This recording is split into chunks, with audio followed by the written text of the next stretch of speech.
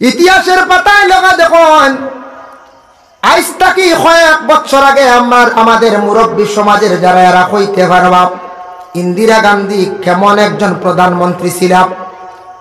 এই ছোট্ট একটি স্টেট মিজোরাম, এমন একটি ছোট রাজ্য মিজোরাম, খ্রিস্টান রাজ্য।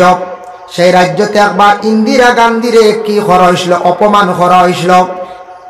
সেই ইন্দিরা গান্ধী যখন দিল্লির মধ্যে গিয়ে অর্ডার করছেন, তখন দেখা যায় মিজোরামের জমিনও ফাতায় ফাতায়, গাছের নিচে দেখা যায় সব জায়গায় খালি মিলিটারি আর মিলিটারি। তখন সেই মিজোরাম রাজ্য থরথরাইয়া কাঁপিছে, এমন কঠিনভাবে পদক্ষেপ নিছে যাতে এমনভাবে সুশিক্ষা দিছে প্রধানমন্ত্রী ইন্দিরা গান্ধী, যেটার কারণে ইন্দিরা গান্ধীর স্মৃতি আজ পর্যন্ত জমিনও আছে। ভারতবর্ষে বড় লজ্জিত আমরা মুসলমান বর্তমান সময়ে মাঝে মধ্যে বড় লজ্জিত হয়ে যাই বলে ফেলাম। আল্লাহর বন্দেগান, দেখো ভারতবর্ষ এমন একটা দেশ, অন্যান্য রাষ্ট্রত গেলে আপনারা খবর পাইবা, ইন্ডিয়া পরিচয় দিলে সেই ভারতের মানুষের বড় সম্মান মর্যাদা দেন, ভারতের নাগরিকের বড় সম্মান মর্যাদা। ইতিহাসের পাতায় দেখেন, যখন মিডিল ইস্টে চাইছিল বিভিন্ন গরিব দেশে ডাকিছিল বলে তোমাদের দেশের জনগণ আমাদের দেশে দেন, এরা আসিয়া কাজ কাম করবা, রুজি করবা, টেকা আপনার দেশ যাইব, আপনার দেশ উন্নত হইব, নাগরিক ধনী হইবা।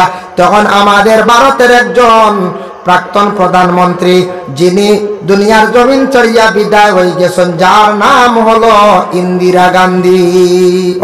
আমরা মুরব্বী সাহলে হইতে পারবা, আমরা তখন ছোট আসলাম, একবারে ছোট। সেই ইন্দিরা গান্ধী তখন উত্তর দিছেন, মিডিল ইস্টের সরকার যারা আছেন তাদের উত্তর দিছেন, আমার ভারতের মধ্যে নাগরিক গরিব নাই, আমরা দেশের লেবার নাই, বাইরে গেছে খাস কাম হয় না, আমাদের ভারতবর্ষে লেবার নাই, মানে নিম্ন স্তরের গরিব মানুষ নাই হইয়া হইছেন। বহুত মানুষে বহুত এমপি মিনিস্টার হলে দোষারোপ করছেন, বহুত জনগণে দোষারোপ করছেন। ইন্দিরা গান্ধী এমন কলম মারিয়া গেল রে, যে ইন্দিরা গান্ধী বিশেষ করিয়া আজকে আমরা ভারতবর্ষের মানুষ বহিরাজ্যের মধ্যে বহিরাষ্ট্রের মধ্যে যাওয়া বড় কঠিন হয়, হইছেন গরিব নাই, কিন্তু আমরা দেশ সারা ধনী মানুষ, আমরা গরিব হিসাবে অন্যান্য দেশে যাইতে লাগি। কিছু মাঝে দোষারোপ করছেন বলি কেন হইয়া এখন ইন্ডিয়ার মানুষ অন্য রাষ্ট্র যাইতে কঠিন যাওয়া যায় না, খাজে যাওয়া যায় না, বহুত কঠিন যাইতে সময় লাগে বেশি, বহুত কিছু ইনকোয়ারি করিয়া দেয়। কিন্তু ইন্দিরা গান্ধীর যখন এটা কইসলা এই কথা খান, আজকে খাজো লাগে অন্যান্য রাষ্ট্রের মানুষ, পাকিস্তান বা নিম্ন দেশ, আমরা পার্শ্ববর্তী দেশ বাংলাদেশ গেলে দেখবা পাকিস্তানের বাংলাদেশের একই দেশ, তো পরে বাংলা হয়েছে। দুইয়া দেশের মানুষ আরো অন্যান্য ছোট ছোট আরো রাষ্ট্র আছে তার মানুষ, আপনার নাইজেরিয়ার মানুষ, ইতা মানুষের সৌদি আরবের মধ্যে কাতার, ওমান, দুবাই, মস্কট, ইতাত খাসগড্ডা, লন্ডন, কুয়েত খাসগড্ডা, বেশিরভাগ নিম্ন স্তরের লেবারি খাসগড্ডা। আর আমরা ইন্ডিয়ার মানুষে লেবারি খাস গিয়া করে না, বালা বালা স্পেশাল, এরা দাম বেশ, গেলে দেখবা এতে আমি একবারে তলে বলাইয়াম না, মানে এরা দেখছি এখানে ছোট ছোট নিচর কাজ করেন, আর আমরা ইন্ডিয়ার মানুষে বড় বড় কাজ করেন। আমরা দেশের এক প্রধানমন্ত্রী, আমরা সম্মান মর্যাদা হতটুক জমিনও বাড়াইয়া গেছেন না গেছি। ইতিহাসের পাতায় লেখা দেখুন, আজ থেকে কয়েক বছর আগে আমাদের মুরব্বী সমাজের যারা এরা হইতে পারবা, ইন্দিরা গান্ধী কেমন একজন প্রধানমন্ত্রী ছিলাম। এই ছোট্ট একটি স্টেট মিজোরাম, এমন একটি ছোট রাজ্য মিজোরাম, খ্রিস্টান রাজ্য। সেই রাজ্যতে একবার ইন্দিরা গান্ধীরে কি করা হয়েছিল, অপমান করা হয়েছিল। সেই ইন্দিরা গান্ধী যখন দিল্লির মধ্যে গিয়ে অর্ডার করছেন, তখন দেখা যায় মিজোরামের জমিনও ফাতায় ফাতায়, গাছের নিচে দেখা যায় সব জায়গায় খালি মিলিটারি আর মিলিটারি। তখন সেই মিজোরাম রাজ্য থরথরাইয়া কাঁপিছে, এমন কঠিনভাবে পদক্ষেপ নিছে যাতে এমনভাবে সুশিক্ষা দিছে প্রধানমন্ত্রী ইন্দিরা গান্ধী, যেটার কারণে ইন্দিরা গান্ধীর স্মৃতি আজ পর্যন্ত জমিনও আছে। ছোট্ট একটি রাজ্য একজন প্রধানমন্ত্রীর অপমান ঘোষণা পরে কিন্তু টের পাইছেন প্রধানমন্ত্রী ইন্দিরা গান্ধী কে ছিলেন, টের পাইছেন না পাইছেন। কিন্তু এখন এক এক মুখ্যমন্ত্রী এক এক প্রধানমন্ত্রী মানে বর্ডার পুলিশে মায়ের করে মরি যান, কোনো অ্যাকশন নাই। হ্যাঁ, কোনো অ্যাকশন নাই। ওদিকে নিদ্রা, ওদিকে খালি ঝাড়, ওদিকে ঝাড়, কোনো খোঁজ খবর নাই, কোনো সুন্দর সুষ্ঠু সুবিচার নাই, ভালো পদক্ষেপ নেওয়া নাই। বর্তমান সময় এই অবস্থা আমাদের ভারতবর্ষে চলিতে আছে, চলছেন না? না চলে। কিন্তু সেই ভারতবর্ষের নাগরিক মুসলমান আমরা নর্থ ইস্টের মুসলমান যারা আছি, আমরা রে বাঙালি মুসলমান হওয়া হয়, বাঙালি মুসলমান হওয়া হয়নি? না, না হওয়া হয়। আগে আমরা ছোটবেলায় স্কুলে পড়েছি, স্কুলে যাওয়ার পরে কিছু সংখ্যক হিন্দু ছেলেরা মেয়েরা আমরা রে বাঙ্গাল হইয়া গালি দিতাম। আমরা হইতাম রে আল্লাহ, আমরা খালি বাঙ্গাল হই কি, বুঝেছি? এরা বুঝে না, এরা বুঝছে না, বাঙ্গাল হইয়া গালি দিছি। আজ থেকে 20 বছর আগে দেখছেন আপনারা এই ভারতবর্ষে এমন বেহাল অবস্থা আসলো, দাড়িওয়ালা দেখলে দাড়ি দড়িয়ে মানে টান মারতা, সাসা হইয়া ডাকিতা। ওলা শুনেন, দাড়িওয়ালারে সাসা হইতেন না, না যায় সাসা হইতা। কিন্তু নবী কত বড় বিজ্ঞান, নবী কত বড় বিজ্ঞান। আজ থেকে 1500 বছর আগে ঘোষণা দিয়া গেছেন, পুরুষ তোমরা মুখের মধ্যে দাড়ি রাখো, দাড়িটা তোমাদের জন্য উপকার, চক্ষুর জন্য উপকার, ব্রেইনের জন্য উপকার। যে নবী কইছেন দাড়ি কাটিও না, কাটলে তোমার ব্রেইনের ক্ষতি হইব, চক্ষুর ক্ষতি হইব। নবী যে 1500 বছর আগে সেই ঘোষণা দিয়া গেছিল। আজকে দেখো ইতিমধ্যে এই মুহূর্তে প্রায় গোটা ওয়ার্ল্ডের মধ্যে দাড়ির উপর এত নির্ভরশীল হইছেন। এখন খালি মুসলমান নাই, খ্রিস্টান, সনাতন ধর্মের, শিখজন, সব অন্যান্য ধর্মের সারা দাড়ি রাখা আরম্ভ করছেন। ভারতের বড় বড় অধিনায়ক খেলোয়াল যারা আছেন, সারার মুখ খালি দাড়ি আর দাড়ি। এখন খারে আর চাচা কইয়া ডাকিতা, সারা চাচা নানি করছে। যার যারি নিয়মে পালন করতাম। আমাদের পবিত্র কালামুল্লাহ শরীফ ইসলাম ধর্মের মহাগ্রন্থ কোরআনের মধ্যে আছে লা ইকরাহা ফিদ্দিন, ইসলামের মধ্যে কোনো চাপ সৃষ্টি নাই, জোর জবরদস্তি নাই। আমরা ইসলাম ধর্মের মানুষ, কোনোদিন আমরা কোনো মানুষের উপর জুলুম করছি না। আমরা মুসলমান মানুষ হলে কোনোদিন এইভাবে জোর জবরদস্তি করছি না। আমরা কোনোদিন রানী বাড়ি কইছি না তুমি আল্লাহ খোয়া লাগবো, খুঁজলাম নি কোন চাইন বলে না। আমরা কোনোদিন কইছি না, কোনোদিন রানীবাড়ি কইছি না, শনিবাড়িও কইছি না, করিমগঞ্জ গিয়া কইছি না এ ভাই তুমি সনাতন ধর্মের একজন ভাই, হিন্দু ভাই, তুমি আজকে তুমি ইসলাম কবুল করা লাগবো, কলিমা পড়া লাগবো। এইভাবে আমরা কোনোদিন চাপ সৃষ্টি করছি না, আমরা জোর জবরদস্তি করছি না। কারণ আমাদের ইসলাম ধর্মের মহাগ্রন্থ কোরআনের মধ্যে উল্লেখ আছে বলে ইসলাম ধর্মের মধ্যে কোনো জোর জবরদস্তি নাই, কোনো জোর জবরদস্তি নাই। আমরা কোনোদিন জোর জবরদস্তি করি না। কিন্তু বাবা মাঝে মধ্যে সোশ্যাল মিডিয়ায় দেখা যায় সনাতন ধর্মের মানুষ হোক, বুদ্ধ ধর্মের মানুষ হোক, খ্রিস্টান ধর্মের মানুষ হোক, কিছু কিছু জায়গার মধ্যে সোশ্যাল মিডিয়ায় দেখা যায় বলে মুসলমান কোন ছেলের হঠাৎ কোন সময় আক্রমণ করি, এখন বলে তুমি খোয়া লাগবো আজকে ভগবান বা জয় শ্রীরাম, এইভাবে খোয়া লাগবো, ওইভাবে চাপ সৃষ্টি করেন। যারা কইসন এরা কিন্তু অন্য ধর্মের মানুষ, তবে সনাতন ধর্মের যেন সারা মানুষ খারাপ আমি কই আর তা না, কমেন্ট করি আর না। আল্লাহর বন্দেগান কিছু সংখ্যক মানুষ তাদের ধর্ম ব্যাপারে জ্ঞান নাই, ধর্মগ্রন্থ ব্যাপারে জ্ঞান নাই। যদি আজকে তাদের ধর্মগ্রন্থ ব্যাপারে জ্ঞান থাকতো, ধর্ম ব্যাপারে জ্ঞান থাকতো, তাহলে অন্য জাতির উপরে এইভাবে আক্রমণ করতো না, চাপ সৃষ্টি করতো না। তাই দুনিয়ার জমিনের মধ্যে শুধু ভারতবর্ষে নয়, গোটা পৃথিবীর মধ্যে এক শ্রেণীর মানুষ আছেন, এরার মধ্যে কোনো ধর্মের জ্ঞান নাই, ধর্ম ব্যাপারে তাদের তেমন জ্ঞান নাই, গ্রন্থ ব্যাপারে জ্ঞান নাই। এরা এইভাবে এক জাতি আর এক জাতির মধ্যে সাম্প্রদায়িক দাঙ্গা লাগানোর জন্য বারবার চেষ্টা চালাইন না কোন যায়। যারা বিশেষ করিয়া দুনিয়ার জমিনের মধ্যে যেভাবে যারা তারা দুনিয়ার জমিনের মধ্যে দাঙ্গা লাগাইবার চেষ্টা করে, প্রচেষ্টা চালায়, এরা কিন্তু আসলত এরা ভালো মানুষ নাই, তাদের মধ্যে মানবতা নাই, তাদের মধ্যে কোনো ধরনের আদব আখলাক ভালো নাই, চরিত্র ভালো নাই। খবর লইয়া দেখবে এরা কিন্তু প্রকৃত মানুষও নাই। মানুষ এই ব্যক্তির যে ব্যক্তির মধ্যে মানবতা আছে, যে ব্যক্তির ব্যবহারটুকু সুন্দর আছে, সেই ব্যক্তি হলো প্রকৃত মানুষ, সেই ব্যক্তি হলো প্রকৃত মানুষ। তাই আমাদের দেশের মধ্যে কিছু কিছু জায়গায় এইভাবে সাম্প্রদায়িক বিভিন্ন জিনিসে হানাহানি দেখা দেয়, এটার মূল কারণ এ থাকছে তাদের মধ্যে ধর্ম ব্যাপারে জ্ঞান নাই। আমাদের কোরআনের মধ্যে আছে লাকুম দীনুকুম ওয়ালিয়া দীন, যার যারই ধর্ম যার যারই নিয়মে পালন করো, তুমি তান অন্য ধর্মের উপর আঘাত করিও না। আল্লাহর বান্দেগান, আমরা দেখুন জানি অনেক সময় রানীবাড়ি হোক, শনিবাড়ি হোক, করিমগঞ্জ যে কোনো ডিস্ট্রিক্ট হোক, যদি দেখি এক জায়গার মধ্যে সনাতন ধর্মের মানুষের 3 দিন ব্যাপী একটা কীর্তন করতাম, 2 দিন ব্যাপী হরে কৃষ্ণর একটা কীর্তন করতা, তখন আমরা মুসলমান সমাজের মানুষ হলে আমরা কোনো উৎসব বা কোনো ফাংশনের মধ্যে আমরা আগ্রহী হই না, যায় জি না বলে তাদের আমরা কষ্ট দিতাম না। তাদের একটা বড় উৎসব, এই উৎসবের সময় আমরা মাইক চালাইতাম না, যন্ত্রণা দিতাম না।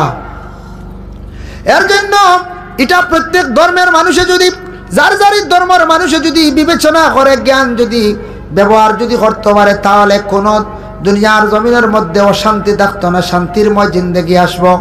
ভারতের জমিনে শান্তি আসবো, যে কোনো দেশের মধ্যে শান্তি আসবো। অশান্তিটা সৃষ্টি হয় তার কারণে থাকছে যার মধ্যে দুনিয়ার জমিনের মধ্যে জ্ঞান নাই, আর যে ব্যক্তির মধ্যে মানবতা নাই, যে ব্যক্তির ধর্ম ব্যাপারে জ্ঞান নাই, এই শ্রেণীর এক শ্রেণীর মানুষদের তাদের কারণে দুনিয়ার জমিনের মধ্যে বিশৃঙ্খলা দেখা দেয়, বিশৃঙ্খলা দেখা দেয়। এর জন্য আমরা বিশেষ করিয়া মানুষ, আমাদের মধ্যে মানবতা থাকতো, আমরা মানুষ, আমাদের মধ্যে মানুষের আচরণ ব্যবহারটা থাকতো। আমরা তো পশুর মতো নাই, আমরা তো পশুর মতো না, আমরা হইলাম গিয়া মানুষ, আমরা ইনসান, ইনসানুর কুলু আল্লাহ পাক রব্বুল আলামিনে আমাদের জন্ম দিছ। আল্লাহর বান্দাগণের জন্য ছেলে সন্তান যেই সময় 4-5 বছর বয়স হয়ে গেছে গিয়া, তখন সর্বপ্রথম বাবার দায়িত্ব হইল তারে খাদ্যগুলা শিখায়। সন্তান দেখক্কা বাবা তুমি খাইতে সময় সুন্দর করিয়া খাও, ছোট থাকতে সন্তানদের ছোট করে সুন্দর করে খাওয়া শিখায়, সুন্দর করিয়া তারে কাপড় পরিধান করা শিখায়, রাস্তাঘাটে চলাফেরা তারে শিখায়, তারে কোনোদিন কোনো মাত দিয়া কখনো হিংসা সৃষ্টি করাইবে না। যদি আপনি যদি ঘরে বসিয়া যদি কন হিন্দু মানুষ ভালো নয়, যদি কন খ্রিস্টান মানুষ তারা ভালো নয়, আপনি যদি আপনার সন্তানদের যদি শিখায়, সন্তানও শিখব না, এখন যায় শিখবো, সে গিয়া কইব আমার বাবা কইছেন ভালো নাই, তাহলে আমরা এরার লাগে আর চলতাম না, সবার সঙ্গে মিলেমিশে চলকা। কিন্তু যার যারই ধর্ম যেটা আছে, ধর্মর নিয়ম মানিয়া নিয়ম অনুযায়ী চলকা, এতে যেন মিলিমিশি চলতে আমার ইমান নষ্ট হয়ে যাব, ধর্ম যাইব কি তা না। তাদের উৎসব যেগুলো আছে, বড় বড় মণ্ডপ আছে, পূজারি হল আসন, এরার সঙ্গে গিয়ে আমরা ইমানটা আমরা নষ্ট করতাম না, ওটাও ঠিক। কিন্তু আমরা চলা চরিত্র সব কিছু আমরা সুন্দর হইতো, আমাদের চলা চরিত্র মাত কথা দেখিয়া অন্য ধর্মর অন্য জাতির মানুষ সকলে দেখিয়া প্রশংসা করত। ইসলাম ধর্মের মানুষ এরা বহুত ভালো মানুষ, তাদের ধর্ম শান্তির ধর্ম, ভালো ধর্ম, এই কথা গান হইতো। কিন্তু আমাদের সেই ইসলাম ধর্মের কিছু সংখ্যক দুষ্কৃতীরা আমাদের সমাজরে ধ্বংস করছে। যেমন আল্লাহর বান্দাগান বলে কিরাম সাইয়া দেখুন জানি কোন সময় শোনা যায় অমুক গ্রাম থাকি 2টা গরু নাই, শোনা যায় না, অমুক গ্রামত থাকি 1টা গরু নাই, অমুক গ্রাম থাকি 1টা মোটর নাই, অমুক গ্রাম থাকি 1টা দেখবাই গাড়ির ব্যাটারি নাই, অমুক জায়গাত গাড়ির টায়ার নাই। এইভাবে কিছু সংখ্যক মানুষ আছেন যারা নিকৃষ্টতম মানুষ দুনিয়ার জমিনের মধ্যে। ফরর হক সম্পর্কে তারা বুঝের না, ফরর হক কি তারা বুঝের না। এমন এক শ্রেণীর মানুষ আছেন, মানুষের জিনিসগুলা নিয়া খাইতরা, বিক্রি করিয়া অবৈধভাবে খাইতরা। এক তো অবৈধভাবে হারাম খাইতরা, দ্বিতীয়ত দুনিয়ার জমিন থাকি বিদায় হইবা কিয়ামতের দিন আল্লাহ পাক রব্বুল আলামিনের দরবারে গিয়া বিসমানের জবাব দেওয়া লাগবো। যত সময় পর্যন্ত টায়ার নিসলা, ঋণ মারছই না, নেক আমল দিয়ে ঋণ মারিয়া আল্লাহর কাছ থেকে ছুটিয়া যাইবা, আল্লাহর কাছ থেকে ঋণ মারিয়া এরা ছুটিয়া যাইবা। এর কারণে আমরা দেশের মধ্যে কিছু সংখ্যক ছেলেরা হইতে পারেন, খুব সম্ভবত জিনিসপত্র ওইভাবে লালনী না এখন যায়, যেটার কারণে আমরা সমাজ দূষিত হয়ে যায়, সমাজ ধ্বংসর হতে যার গিয়া। এর জন্য আমরা মুসলমান হক হালাল ব্যবসা করক, মুসলমান ভাই আপনি হালাল ব্যবসা করেন, সুপারি ব্যবসা করতে করুক। সুপারির ব্যবসা করতে গিয়া আমরা দেশের মধ্যে কিছু মানুষে ব্যবসা করতাম, বাবা সুপারির ব্যবসাটা করেন, এরপরে আপনি আগরের ব্যবসা করডা, লাকড়ির ব্যবসা করডা করকা, কোনো অসুবিধা নাই। যে কোনো সবজির ব্যবসা করকা, ফলের ব্যবসা করকা, অসুবিধা নাই। আপনি ব্যবসা করেন, তিজারত করেন, তিজারত যদি হক হিসাবে করেন, তিজারত করা হইল গে সুন্নত। তিজারতের মধ্যে যদি মিশা ঢুকাইলেন তাহলে তিজারতটা হক হালাল হিসাবে সুন্নতি তরিকায় হয় না। এর জন্য হক হালাল হিসাবে তিজারত করলে আপনার জিন্দগির মধ্যে তিজারতের মধ্যে কামিয়াব হইবা। এর লাগি তিজারত হক হিসাবে হইতো। তিজারত করতে সময় বেশি দুকাবাজি আমরা করতাম না। আর ব্যবসার মধ্যে কোনো সময় লাভ হয়, কোনো সময় কিছু লস হয়ে যায়। সব সময় কোনো লাভ হয়ে জীবনে কোন যায় জি না, কোনো সময় কিছু লস হইব, কিছু লস হইব। এর লাগে সুপারি যেন প্রত্যেক বাড়িত মানুষে গাছান লাগাইছন, সেও বাগান করছন। এই সুপারিটা হইল গিয়া আমরা ইসলামিক ল মতো হইল গিয়া এটা খাওয়া হইল গিয়া মুবাহ, গুনাও নাই নেকিও নাই। হ্যাঁ, এটা খাওয়া হইল গিয়া মুবাহ, গুনাও নাই নেকিও নাই। এটা আমরা খাই সব মুসলমানের। এটার কোনো নেশা আছে না কোন যায়? এটার মধ্যে তেমন কোনো নেশা নাই। নেশা কিছু আমরা বানাই কিলা একগুড়ে ফান খাইতে সময় অধিক মশলা খান, এটা আবার ক্ষতিকর।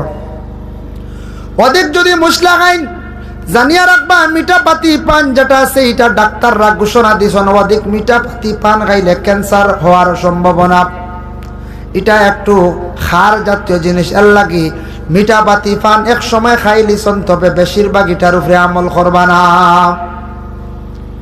সবটা কি আমরা লাগি উপকার হইয়া থাকছে কি, যেমন খাসিয়া পান এবং বাংলা পান।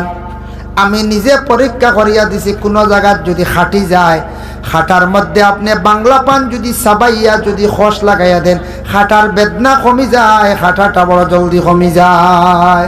দেখছেন নি পরীক্ষা করে কোনো দিন? জিও জিও। এর কারণে বাংলা পান বা খাসিয়া পান যেটা আমরা হয়, দেশি পান খাই, এই পানটা আমরার লাগে উপকার। কিন্তু অধিক মশলা লাগাইয়া আমরা যারা খাইয়ার আমরার লাগে কিন্তু ক্ষতিকর। মিঠা পাতি পান বেশি খাই না জানি যুবক ভাইয়ার কম দিনও হঠাৎ কোনো রোগ হয়ে যেতে পারে, ক্যান্সার হওয়ার সম্ভাবনা বেশিরভাগ। মিঠা পাতি পান বেশ খাই না জানি। সাদা ওটা কমাইন জানি, সাদা ফুরাইয়া ফানোর লাগে অধিক যারা খায়, আচ্ছা খাইতে একটু জানে কইছে খাক এক লিমিটেড খাইয়া দেখ জানি। বেশি যদি খায়, আচ্ছা সুপারি চুন সারা মিলাইয়া ফিক মাটিত পালাইলে দেখুন, ফিক গলি ফিকে মাটি উঠি জ্বালাইলায়, জ্বালাই না না কোন যায়, জ্বালাইলায় তে ফেটো যার না ফেটো ক্ষতি করবো না কোন যায়, কিছু ক্ষতি করবো। তবে ক্ষতিটা আমরা বুঝি না, যারা জল কিছু বাড়াইয়া খাই নিলে অবশ্যই এগুলা ওয়াশ হইয়া যায় গিয়া, তবু একটা ক্ষতি আছে, তবু একটা ক্ষতি আছে। তার লাগে সুপারিটা লিমিটেড খাইবা। এই যে সুপারি যেটা আছে, সুপারির তাকে কোনো নেশা নাই। সুপারি খাইলে কোনো মানুষের কোনো ক্ষতি নাই।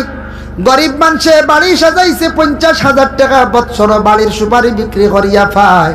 খেয়ে একটা বাগান সাজাইছে 1 লক্ষ টাকা পায়, 1.5 লক্ষ টাকা পায়। জানি না অন্য রাষ্ট্রের যদি বার্মিজ সুপারি যদি ধরা হয়, সরকারে অবৈধ বলিয়া যদি এটারে ঘোষণা করেন, এটা আমরা মানিয়া নিলাম। অন্য রাষ্ট্রের যদি কোনো পারমিট ছাড়া, পারমিশন ছাড়া, চালান ছাড়া সুপারি আমার ভারতে আসলে তুমি তান কি দিতে লাগবো? ট্যাক্স দিতে লাগবো, মানে চান্দা দিতে লাগবো, বলে না নি? কিন্তু দেশের সুপারি যেটা আছে, সেই দেশের সুপারিটা আমাদের দেশের মধ্যে যদি চলে তাহলে কোনো অসুবিধা নাই। এটার তাকে আমি দেখি আর কোনো ক্ষতি নাই। সুপারির মধ্যে 2 নম্বরই করতে জলদি পারতা নাই। কোনোদিন শুনসলানি সুপারির ভিতরে কোনো মানুষের ড্রাগস ঢুকাইতে জি না? এগুলো তো ছুটো নানি, সুপারির বাগলোর ভিতরে কিচ্ছু ঢুকাইতে পারবানি বলে জি না। এর লাগি সুপারি নিয়ে যেটা আমাদের আসাম সরকারে যেটা নিষিদ্ধ করছেন, অবৈধভাবে ঘোষণা দিচ্ছেন, সুপারি আউরি বিক্রি এক জায়গার থেকে অন্য জায়গায় করতে পারত না। এটার তাকে লস হইলেও বেশি আমরা সাধারণ জনগণ হলর আল্লাহর ওয়াস্তে আমরা সুপারি ক্ষেত করিয়া আর করক্কা ব্যবসা করক্কা। তবে বিশেষ করে আমরা সরকার মহোদয়ের কাছে আমরা আবেদন রাখতাম, দেশের সুপারিটা নিয়ে যাতে আমরার উপরে ট্যাক্স যেন বসাই না। এটা যদি বসায় আমরার লাগে ক্ষতি হইব না, না কোন যায় ক্ষতি হর সাধারণ জনগণের ক্ষতি হয়েছে না, না কোন যায় সাধারণ জনগণের ক্ষতি হর। আমরা যদি জনগণ হলে যদি টাকা পয়সা যদি পাই না, টাকা পয়সা কামাইতাম পারি না, আর এক গরিবেরও সাহায্য হইতো না, আর জনগণের যদি টাকা পয়সা হয় না তাহলে জনগণের টাকা হাত থেকে যদি ছাড়িয়া দে না, আমরা সরকারের টাকা কই থেকে হইতাম? ওই তো জনগণের হাত থেকে উপর থেকে নিতাম। যত জায়গায় গির্জা আছে, মন্দির আছে, যত জায়গায় মসজিদ আছে, সবগুলো থাকছে যার যারই ধর্মীয় স্থান। প্রত্যেকটা ধর্মীয় স্থানের মধ্যে ধর্ম ব্যাপারে কি হয় বলে আলোচনা হয়। যার যারই ধর্ম যার যারই পালন করো। তোমার ধর্ম তুমি পালন করো, অন্য আরেক ধর্ম তুমি তোমার পালন করো, যার যারই ধর্মর লাইনে চলো। এক ধর্মে আরেক ধর্মের উপরে চাপ সৃষ্টি করতে না।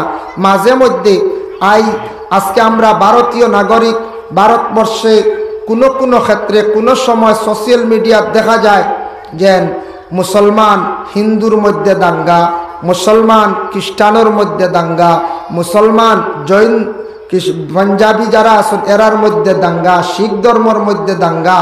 এইভাবে এক ধর্ম আরেক ধর্ম দাঙ্গা, লড়াই, ফাসাদ। তার কারণটা কি?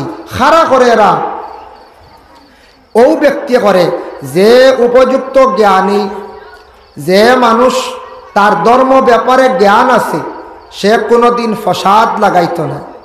যার তার ধর্ম ব্যাপারে জ্ঞান আছে, ধর্ম গ্রন্থ ব্যাপারে জ্ঞান আছে, এই মানুষে কোনোদিন দাঙ্গা ফসাদ ঝগড়া লাগাইতো না। দুই সাম্প্রদায়িক হিসাবে দুই গুরু দিয়ে লাগাইতো না। কোনোদিন কোনো মসজিদও আক্রমণ করতো না, কোনো মন্দিরও আক্রমণ করতো না, কোনো গির্জায় আক্রমণ করতো না। কারণ তার ধর্ম ব্যাপারে জ্ঞান থাকার কারণে। আর যার জ্ঞান নাই ধর্ম কি, ধর্মর করণীয় কি, সে চাইব দুই দল দিয়া দুই গুরু দিয়া লাগাইতো। এটা যারা যেভাবে যারা ভারতবর্ষে মাঝে মধ্যে দেখা যায় এইভাবে দাঙ্গা লাগে, ফসাদ লাগে, খাড়া করে, আমার ধারণা এরার ভিতরে ধর্ম ব্যাপারে তেমন জ্ঞান নাই। এর জন্য যত ধর্মের মানুষ আছেন এই ভারতবর্ষে, সব ধর্মের মানুষে তার ধর্ম ব্যাপারে জ্ঞান থাকা অত্যন্ত দরকার। আমরা প্রস্রাব করিয়া জল ব্যবহার করি, এটা আবার সনাতন ধর্ম আছে জল ব্যবহার করা। তো সনাতন ধর্ম কয়জনে প্রস্রাব করিয়া জল ব্যবহার করে? আমার ইসলাম ধর্মের কিছু বাইনতেওয়ালা প্রস্রাব করিয়া জল ব্যবহার করেন না। আমার ধর্ম কিছু বাইনতে মানেন না, সেই ধর্মর কিছু বাইনতেওয়ালা মানেন না। যার জন্য সনাতন ধর্মের মানুষ তারাও বিবাহ হওয়ার পরে মাথা শাড়ি দেওয়া, শ্বশুর বাড়ি গিয়া সুন্দরভাবে ঘুমটা দিয়া চলা, আমরার ওলা ইসলাম ধর্মের আদেশ। আমরা এটা আরো একটু বাড়িয়া বাবার বাড়ি থাকা অবস্থায় মাথায় ঘুমটা দেওয়া, বিবাহ হওয়ার পরেও আবার যতদিন দুনিয়ার থাকবা ততদিন ঘুমটা দেওয়া। এর জন্য বিশ্ব যত ধর্ম আছে প্রত্যেকটা ধর্মের এইভাবে নির্দেশ আছে, হুকুম আছে, কিন্তু আমরা মানিয়ার কতজনে? যারা মানি না আমরা পথভ্রষ্ট, আমরা বরবাদ।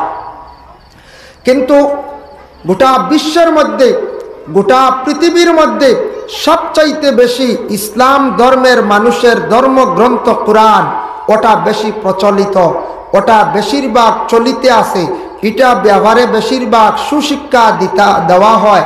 তার কারণটা কি? আমরা ইসলামিক লাইনে যারা আছি, আমরা ধর্মগ্রন্থ যে কিতাব যেটা আছে এটার সবথেকে বেশি সুন্দর সিস্টেম অনুযায়ী এটার সুশিক্ষা দেওয়া হয়, সবথেকে সুন্দরভাবে এটারে শিক্ষা দেওয়া হয়, বলে খেনে কিলা দেওয়া হয়।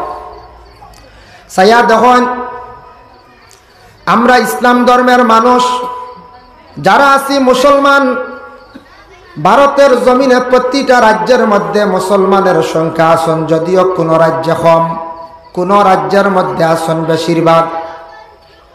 সব রাজ্যের মধ্যে মুসলমান আছেন, মুসলমানদের মসজিদ আছে। কোন রাজ্যের মধ্যে হিন্দু মানুষ বেশ, তাদের ধর্মীয় স্থান মন্দির আছে। কোন রাজ্যের মধ্যে খ্রিস্টান মানুষ বেশ, তাদের গির্জা আছে। যত জায়গায় গির্জা আছে, মন্দির আছে, যত জায়গায় মসজিদ আছে, সবগুলো থাকছে যার যারই ধর্মীয় স্থান। প্রত্যেকটা ধর্মীয় স্থানের মধ্যে ধর্ম ব্যাপারে কি হয় বলে আলোচনা হয়। আজকে আমরা দক্ষিণ জলালনগর জামে মসজিদ প্রাঙ্গণে আজকে যেন আলোচনা হওয়ার একটা মাহফিল আয়োজন করা হয়েছে, একটা উৎসব করা হয়েছে। এটা ধর্মীয় স্থান থাকার কারণে সেই জায়গার মধ্যে আমরা সব জমা হয়েছি। কিন্তু আমি গর্ব করি, আমি কমেন্ট করি আর না, আমাদের মুসলমান যে কোনো ভাই যদি আগামী দিন যদি যে কোনো একজন হিন্দু প্রতিবেশী বাইরে যদি প্রশ্ন করে, ভাই তোমার ধর্মগ্রন্থর নাম কি? বলে গীতা। আমার ধর্মগ্রন্থের নাম গীতা। সে বলল গীতা। বলে ভাই তোমার গীতার তাকি বা মহাভারত রামায়ণ তাকি দেখি সামান্য আমারে ফড়িয়া শোনাও বা বুঝাও। প্রায় দেখবা এইভাবে 70 জন আমার হিন্দু ভাইরা তাদের ধর্মগ্রন্থ তাকিয়া ফড়িয়া শোনানি সম্ভব নয়। কিন্তু যে কোনো হিন্দু ভাইয়ে যদি আগামী দিন আমার একজন মুসলমান ভাইরে যদি প্রশ্ন করে, বলে ভাই তোমার ধর্মগ্রন্থর নাম কি? বলে কোরআন। বলে তোমার ধর্মগ্রন্থটা কি? তুমি পড়িয়া শোনাও চান। প্রত্যেক মুসলমানরা কোরআন শরীফ তিলাওয়াত জানেন, যদিও পূর্ণ কোরআন শরীফ তিলাওয়াত করতে পারেন না, জানেন না। কোরআনের কিছু সংখ্যাগুলা কিছু অংশগুলা তিলাওয়াত জানেন। আমাদের মুসলমানদের ঘরে ঘরে কোরআন আছে। যদি সেই কোরআন আল কারীম আল্লাহর কালাম কিতাবটা যদি পূর্ণ যদি তিলাওয়াত জানেন না, সমাজ হম সূরা ফাতিহা থেকে আলাম তারা পর্যন্ত প্রত্যেক মুসলমানেরা তিলাওয়াত জানে। জানে। এর জন্য প্রত্যেক মুসলমানরা কোরআন শরীফ তিলাওয়াত করিয়া শুনাইতে পারব। প্রত্যেক মুসলমানরা কোরআন শরীফ মানুষে শুনাইতে পারব, শিখাইতে পারব। যার জন্য আল্লাহর বন্দেগান এমন একটি কিতাব আল্লাহর কালাম কোরআন মানুষের ঘরের মধ্যে যদি থাকে, ঘরের মধ্যে একটা বরকত নাজিল হয়। কোরআন যদি গড়ে থাকে, গড়ে থাকলেও এক বরকত, তবে খালি কিনিয়া নিয়া উঁচা জায়গাত রাখতে না।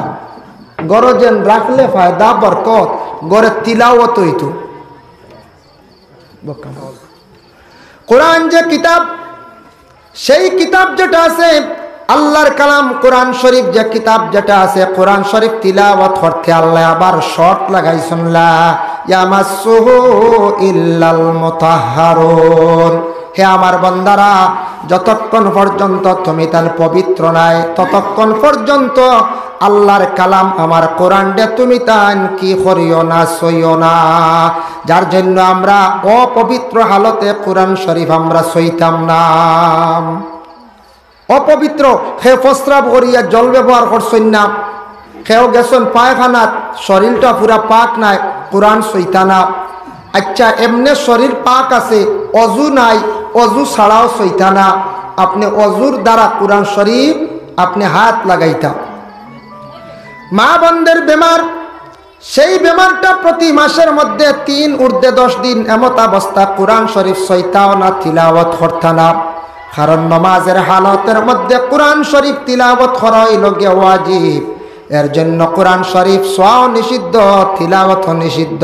বলে এমত অবস্থা কি করতাম মহিলা হলে, এই যতদিন থাকবা এই হালতে ততদিন আল্লাহর তসবিহ তাহলিল জিকির আজকারের মধ্যে থাকতা। একবার সারা আগে দিয়ে মহফিলও জায়গা হইতা নাই। এর জন্য কোরআনুল কারীম যে কিতাব জাগান আছে, ইকানো একটা কাপড় আমরা কোরআনর সাইটে দি লাগাই, বস্তনি হই খাবার ওলা না, বস্তনি লাগাই। বস্তনি লাগাই হয়তো কোনো খেয়রর গড়র ব্যবহারকৃত কাপড় খুব ভালো করে দৌত করিয়াও লাগাই। খেয়র নতুন পয়সা আছে কিনিয়া বস্তনি বানাই, নতুন কাপড় দ্বারাও লাগাই। কিন্তু যে বস্তনি যেটা আছে, বস্তনিটা কোনোদিন দেখুন জানি আখতা মাটিত পড়ে গেলে মানুষের তুলিয়া সুমা খায়, খায় না না, সুমা খায়। আল্লাহর কালাম কোরআন এমন একটি কিতাব, যে কিতাবের গায়ের মধ্যে একটা কাপড় লাগার কারণে সেই কাপড়টা অতি সম্মানী। যার জন্য আল্লাহর বন্দেগান, ও মুরব্বী মানুষ দিল বারিন্দা বা আমার বসুর দ্বারে বারিন্দার জায়গা আছে। যার জন্য আল্লাহর বন্দেগান একটা কাপড় যদি গায়ের মধ্যে লাগার কারণে, কোরআনের মধ্যে লাগার কারণে অত সম্মানী যদি হয়, যে কোনো মানুষে যদি আল্লাহর কালাম কোরআনকে যদি সে শ্রদ্ধা করে, সম্মান যদি করে, অটোমেটিক সেই মানুষটা সম্মানী হইব। যারা কোরআনের সঙ্গে লাগিয়ে আছে, যারা কোরআনকে সম্মান করে, যারা কোরআনকে তাজিম করে, তাদের সম্মান ইজ্জত আল্লাহ কি করেন, জমিনে বাড়াইয়া দেন। তার একটা উদাহরণ উপমহাদেশের মধ্যে বিখ্যাত অলি আল্লামা সাহেব কিবলা ফুলতলি রহমতুল্লাহি তাআলা আলাইহি, যার জীবনে দেখা যায় সব সময় কোরআন নিয়ে ডিসকাস করতা, কোরআন ডে বলতেন সম্মান করতা, কোরআন ডে বড় শ্রদ্ধা করতাম, কোরআন এত বেশি তিলাওয়াত করতা। সাহেব কিবলা ফুলতলির আল্লাহ জমিন কতটুকু সম্মানী বানাইয়া রাখছেন। ফুলতলির লাগে কেউ তুলনায় দেওয়ার মানে জলদি জি না। এ কোরআন সম্মান করার কারণে কোরআনের এমন একটা সুব্যবস্থা জমিনে তৈয়া গেছেন, বিশুদ্ধভাবে কোরআনের শিক্ষা অর্জনের সুব্যবস্থা দারুল কিরাত। আমরা দারুল কিরাত খেও অবহেলা করি, কই ইনু দিয়া লাভ নাই, এটা খেও আমরা অবহেলা করি। দারুল কিরাত খেও দারুণ কিরাতও হয় কোনো সময়, কই ইনু দিহনার দারুণ কিরাত, দারুণ রুন নাই, দারুল কিরাত, কিরাতের গড় কোরআন শুদ্ধ করি পড়িবার একটা প্রতিষ্ঠান। রমজান মাসে শিক্ষা দেওয়া হয়, কোরআন শুদ্ধ হইত। কোরআন যে কিতাব, আল্লাহর কালাম, শুদ্ধ করে যদি কোনো মানুষ তার জীবনে যদি সে পড়ে না, ছোট্টবেলা পড়ছি মসজিদের মধ্যে যাওয়ার পরে আমরা কোরআন শরীফ তিলাওয়াত করতে সময় পূর্ণাঙ্গভাবে হরফগুলা উচ্চারিত হইছে না, হরফ তার মখরজ থাকি তার স্থান থাকি হরফগুলা উচ্চারণ হয় না। বড় হওয়ার পরে যখন মানুষ সমজদার হয়, তার ভাষাটা পুরা প্রকাশ হয়, ভাষাটা যখন পুরা পরিষ্কার হয়, এই সময় মানুষে মেহনত করলে ইমাম সাহেবের পিছনে শুনিয়া কোরআনটারে শুদ্ধ করত। নতুবা বাচ্চাদের রে দারুল কিরাতের মধ্যে দিয়ে কোরআন খানটা শুদ্ধ করা, কোরআন গলত করিয়া নমাজ পড়িলে নমাজ ফাঁসি হই যায়। কোরআন নমাজের মধ্যে তিলাওয়াত করা ওয়াজিব, এর জন্য কোরআন শরীফ শুদ্ধ হইত। সারা জীবন গলত করিয়া নমাজ পড়িম, সেই নমাজ দ্বারা আপনার আমার কোনো ফায়দা হইতাম নাই। নমাজ পড়তে হলে কোরআন শুদ্ধ শর্ত। মাসলা দেখো, খেয়রের মুখ দাড়ি বিলকুল নাই, এন কিতা অন্য ধর্মর মানুষ নি বলে না, এই মুসলমান ঠিক আছে, তানারে হওয়া হইছে ফাসিক, আর কিচ্ছু নাই। কিন্তু মাসলা হইল একজনের দাড়ি আছে অত সুন্দর মিয়াসা বুবালা, তান কোরআন হলত বুল। আর অন্য দেখা গেছে একজন মানুষের মুখত দাড়ি নাই, কিন্তু তান কোরআন খান সহি শুদ্ধ, তান ফড়াও সুন্দর। মাসলা হইল গিয়া যার কোরআন শুদ্ধ এনরে আগে নমাজ দিলাইতা, দাড়ি লম্ব হইলে কোরআন গলত হইলে এনরে আগে দিয়া নমাজ পড়াইতা না। কত গুরুত্ব আইছে বলে দাড়ি লম্বা দান্ডি দিলাই কোরআন গলত হইন না, যার দাড়ি নাইও বলা তার কোরআন সহি আছে এ নমাজ পড়াইতো। কতটুকু গুরুত্ব আইছে মানে নমাজের ক্ষেত্রে আর কোরআনের ক্ষেত্রে। এর জন্য কোরআন তিলাওয়াত করতে গিয়া খেয়াল করবা, কিবলামুখী বসিয়া কোরআন শরীফ তিলাওয়াত করাইল গিয়া মুস্তাহাব। উচ্চা জায়গার মধ্যে কোরআন শরীফ রাখিয়া তিলাওয়াত করাইল গিয়া মুস্তাহাব। কোরআন শরীফ তিলাওয়াত করতে সময় সুগন্ধজাত জিনিস জ্বালাইয়া তিলাওয়াত করবা। কোরআন শরীফ তিলাওয়াত করতে সময় আতরবালা ব্যবহার করছেন। আতর কইতে গিয়া মহিলারা আতর ব্যবহারটা করবা না, নিষিদ্ধ হয়েছে। কারণ মহিলারা এমন আতর এমন সুগন্ধ ব্যবহার করতা না যেটার মধ্যে খুশবুটা বাইর হয়ে যায়, এটা পুরুষে ব্যবহার করত। আর মহিলারা এমন জিনিস ব্যবহার করত যেটার মধ্যে জিনত বাসে, ফর্সা বাসি। মহিলারা ক্রিম বা বিভিন্ন জিনিস ওটা মাকিতা যেটা কালার আয় দেখতে সুন্দর, আর পুরুষে ওলা জিনিস মাকিতা যেটার মধ্যে বাসে না, জিনত বাসে না, খালি খুশবু বার হয়। এর লাগে পুরুষের লাগে আতর, মহিলা হলে অন্যান্য জিনিস ব্যবহার করতাম। কোরআন শরীফ তিলাওয়াত করতে সময় আপনার আমার উচ্চা জায়গার মধ্যে রাখিয়া সুগন্ধ জাতীয় জিনিস ব্যবহার করিয়া কোরআন শরীফ যদি আমরা তিলাওয়াত করি তাহলে আমরার ফায়দা আছে বলে কিতা। কোরআন আল্লাহর কালাম, ইনসানরা তিলাওয়াত জানে কিন্তু ফেরেশতারা আল্লাহর কালাম কোরআন শরীফ তিলাওয়াত জানে না। যার জন্য রাসূলুল্লাহ ফরমান, যে কোনো বান্দা কোরআন তিলাওয়াতের মধ্যে সে বসে আছে, এমত অবস্থায় নিকটে কোনো মানুষ নাই, তুমি বিশ্বাস রাখিও তোমার নিকটে আল্লাহর অসংখ্য ফেরেশতা হল তিলাওয়াত শুনতে আসুন। সুবহানাল্লাহ। এর জন্য কোরআন তিলাওয়াত করনেওয়ালার পাশে আপনি তাকিয়া শুনকা, আপনার সওয়াবের সমান অধিকার, একবারে সমান সওয়াব। শুননেওয়ালার মনোযোগ দিয়ে যদি সওয়াবের উদ্দেশ্য যদি শুনয় তাহলে সওয়াব সমান। তিলাওয়াত করনেওয়ালা যতটুক, শুননেওয়ালার ততটুক। তবে এর মধ্যে পার্থক্য আছে।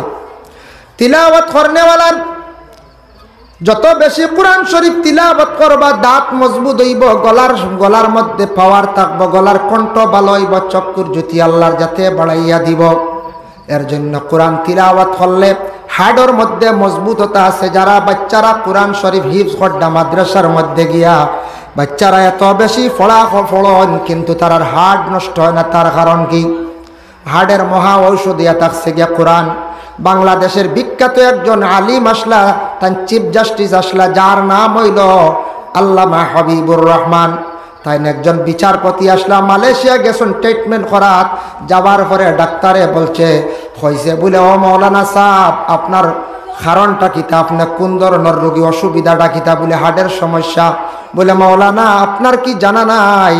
আপনার হার্টের মহা ঔষধ তো আপনার নিশ্চয় জানা আছে। বলে আমার জানা থাকলেও পুরাপুরি জানিয়ান না ডাক্তার সাহেব, আপনি হকা। বলে আল্লাহর কালাম কোরআন শরীফ তিলাওয়াত করেন? বলে জিহাদ তিলাওয়াত করে।